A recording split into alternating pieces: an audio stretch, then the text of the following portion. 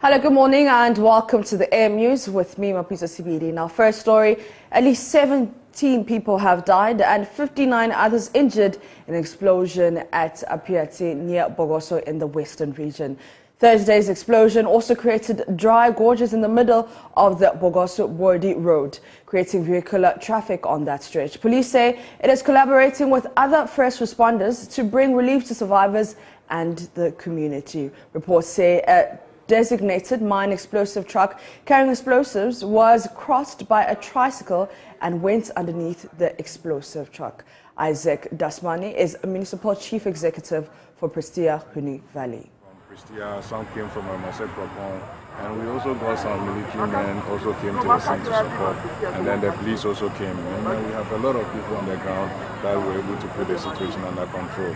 Now the road, we have been able to create an access road, and then if you look at now, traffic is moving slowly, but we are also praying that maybe tomorrow we'll find a way of fixing the road so that the traffic can move. According to, an eyewitness, it's like the truck was moving and it was crossed by a motorbike also, and then it hit the motorbike and then motorbike later fire. So the driver got down and then was telling people to run away, and and some people were also trying to find out what was really happening. While the driver was shouting that people should run away. So I think it happened, and around about 10 minutes time, the whole thing exploded. So people who were trying to rush to the scene were the people who were mostly affected. And if you look at some of them were in critical condition. And as I speak to you right now, we have sent about 3 of them to Kumasi, and then some people were also referred to Takwa. And for now, we have about 17 dead bodies. But the whole place, the whole community is gone. All the roofs have been ripped off. And then if you look at some of the buildings too, they have also collapsed. And sometimes you might see some block building, they have all collapsed, and some of them were in their rooms and then they were trapped, and they were able to rescue some of them. Some of them, unfortunately, before we rescued them, they had already gone. So, in fact, it's a very sad situation for me today. So, I've been here since afternoon up to now, and so we are still here and then assessing the situation. Yeah, this night we have created some relief center at Bogoso, because here now the whole village is gone. So, we asked those who are carrying their things that we will put them in the vehicle and then we'll send them to Bogoso. And some too have some friends that they feel that they are going to lodge with. And then the parish center, we have asked the mission now that they should spare us with the parish center so that we can keep them there till tomorrow morning. Then probably we'll find a place that will be more comfortable for them to stay. Let's also hear from Assistant Head of Training for the Ambulance Service in the Western Region, Prosper Ma. Around that there is an explosion at Apiati in Bogoso, Prestia Huni Valley area, and we deployed all our ambulances in the western region. Currently, we have 9 ambulances which has been dispatched to the scene. And as at now, we got here, some of us got here all the way from Takrade to Bogoso, Huni Valley area around 4 p.m. And upon reaching the scene, we realized that most of our ambulances have deployed, sent most of the cases to the nearby hospital. For example, Tapa, Bogoso Health Center, and then Wasakropon. Then at the moment, per hour ambulances, the number of cases that they have dispatched, we've sent 57 casualties to Tapa Government Hospital, Bogoso Health Center, and then Wasakropon. At the moment, we have 4 casualties who have critical condition, and Takrade ambulance, Wasakropon, and then Bogoso ambulance have dispatched them to Confounder for further treatment.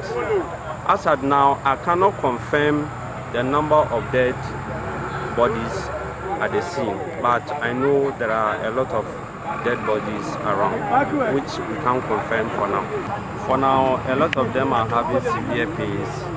Some have a femur fracture, some also have a severe head injury, and the severe head injury ones have been moved to Efiakwanta for further treatment. Away from that, students of the Simon Daidong Dombo University are worried about the silence of President Kufuor on the strike by the university teachers of Ghana. They say the action is having a toll on them. Students of the Simon Daidong Dombo University of Business and Integrated Development Studies were happy upon hearing President Kufuor will be at the campus for the investiture and swearing in of the first Vice Chancellor and Registrar. They had a belief and conviction that matters relating to industrial strike embarked on by some labor unions in the country's public universities will be included in the president's speech. For students at SDD UBITS, this is the fourth time since November 2021 that academic activities have grounded to a halt at the university. They claim that they are bearing the brunt of the strike action more than their colleagues in the other universities in the country.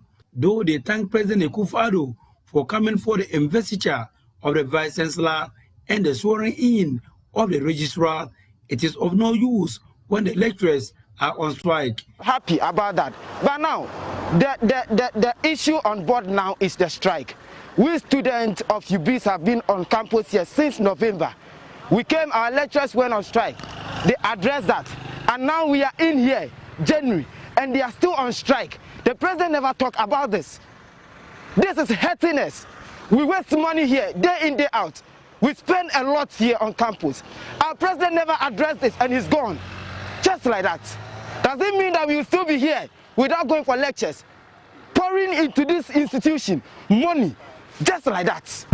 We are really, I think we are wasting our time at the same time. Wasting money. By this time we're supposed to be doing something, even almost getting to the quarter of the train. But as of now, we cannot do anything. Students are here idling around. And as we are here, we are taking money from our parents, we are sending, we are eating, we are bathing.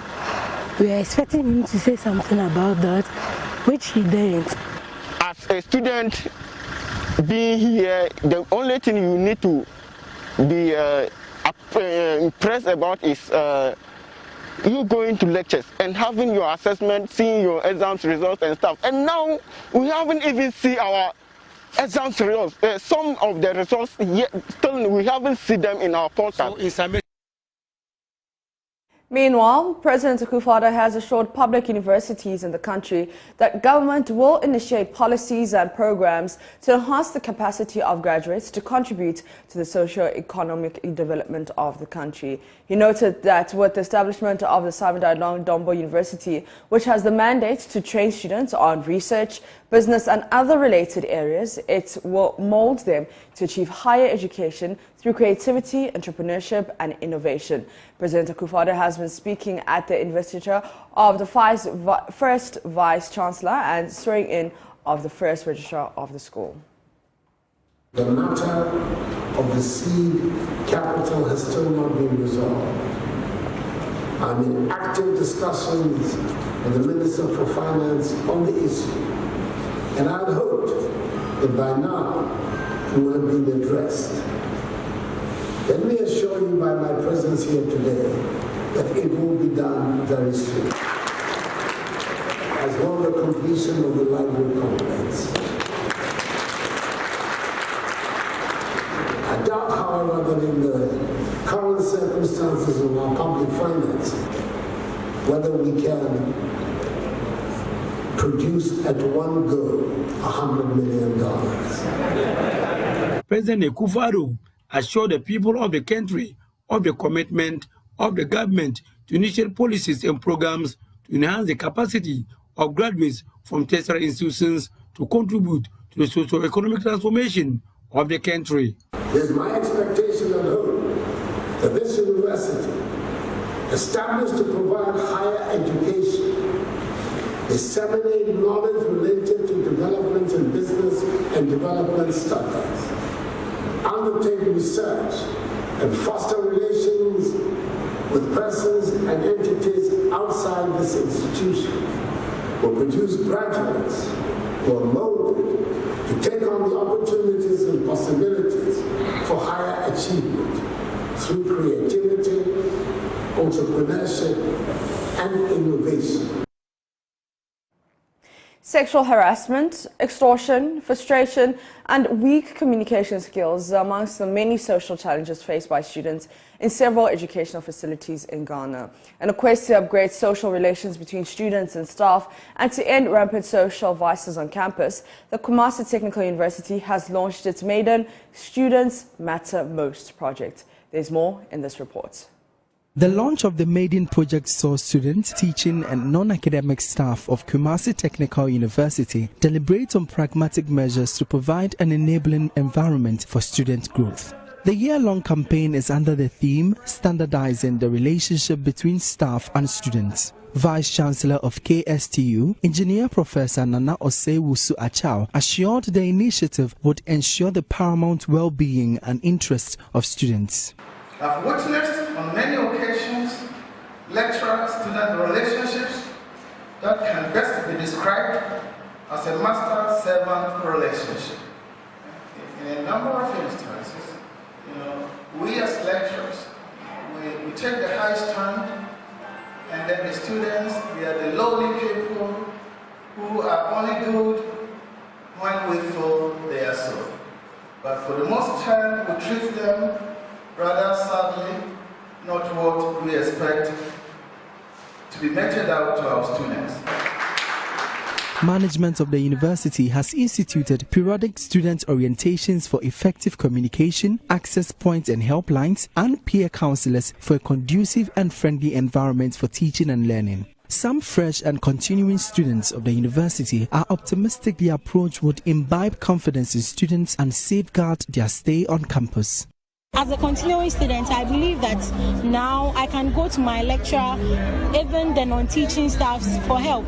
But before, it was a little bit funny to even go to a teacher. For me as a guy, it wasn't quite easy for me to approach a lecturer with my challenges or the problems I was facing. So today's, it will help since I've gotten the protocols I need to follow. I would have the courage to, approach every lecturer. I'm shy and then I was afraid to go to anyone to ask for help, even know my way around on campus, but now I'm okay and then I think I can walk up to anyone for help.